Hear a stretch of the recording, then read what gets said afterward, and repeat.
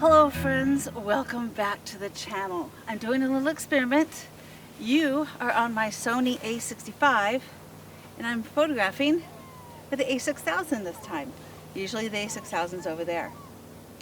But I've been dreaming of this image for a while. We have these pilings out here in the Sound and I see them when I'm riding the train to and from work, and I've noticed that at a really low tide they're very exposed. At a high tide, they're about this big. I mean, they're barely, they just look like little nubs above the water. And I was been thinking for a while, it'd be really cool to get these at low tide. Maybe a little lower than I want today, but it's a good scouting trip. Anyways, got a composition here with a reflection. I've got a rock here, kind of in my foreground. I've got beautiful reflections of the sky. It's about to be sunset. And the reflection of the pilings in this little area here of wetness. And wow, I would love, what I'd love to do is come out here just a little higher tide with some movement in the water, be able to slow down my shutter speed and have it misty and cloudy and gray. But right now this is a really good example of what I can do while I'm here. So right now, my little composition, I've got the pilings on the right side, so it kind of puts a stop. Still in the thirds, I'm doing the thirds thing here. I know people kind of like poo-poo on the thirds, but it works. That's why it's so popular. The rock is over here in the bottom left third, and right behind the pilings is the sun is setting. The clouds over the mountains are glowing right at the moment. Yeah, I'm going to go ahead and get an image right now. On my F11,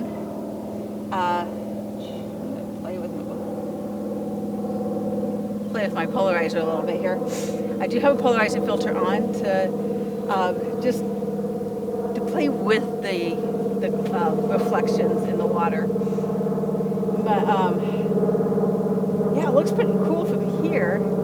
Don't know if I'm going to spend a lot of time on this. Again, it was just the idea that I saw that the tide was low enough today, and so I wanted to come out and at least scout it out.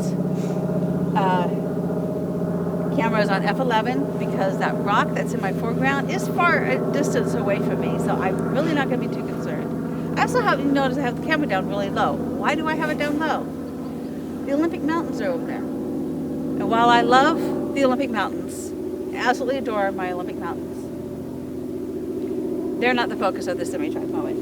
What's the focus is these pilings. So if I put the camera down low, that makes it so what's on the horizon is even smaller. If I pot it up to where I'm standing, I can pretty much see the mountains, and they take up most of the space behind the pilings. And I don't want that. I want those pilings to be more evident in the image.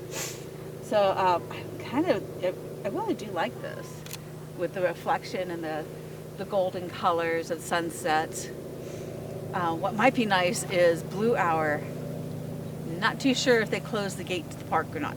So it says they close at dusk, and I don't want to get stuck. Plus, as the tide's coming in, there's a narrow spot that I will get my feet wet.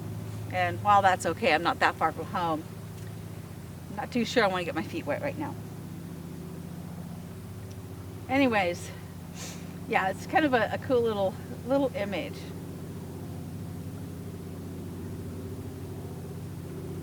And just a nice evening too. People are over there playing with their dogs on the beach.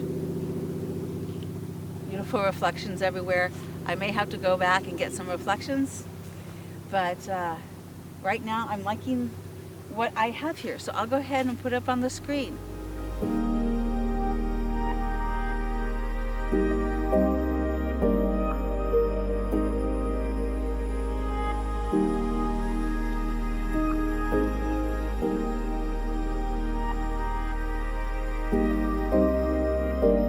I hope you really enjoyed this scouting trip. It was just a scouting trip, although I think I got two really nice images out of it.